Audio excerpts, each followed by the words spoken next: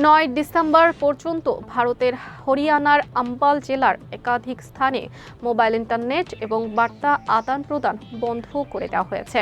ওই এলাকায় কৃষকদের একটি দল সম্মিলিত কিষাণ মোর্চা দিল্লি চলো কর্মসূচি নিয়ে একত্রিত হয়েছেন।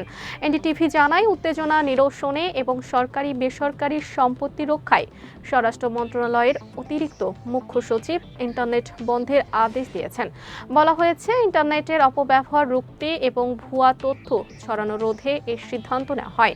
আম্বাল জেলার ডাংদেরি, লোহগড়, মানকপুর, দাদিয়ানা, বাড়িরঘেল, লারসা, কালুমাজরা, দেবীনগর, সদ্যপুর, সুলতানপুর এবং কাকরু গ্রামে মোবাইল ইন্টারনেট সেবা বন্ধ করে দেওয়া হয়েছে। এছাড়া ৫ জনের বেশি লোকজনকে একত্রিত হওয়ার ক্ষেত্রে নিষেধাজ্ঞা জারি করেছে জেলা কর্মকর্তা।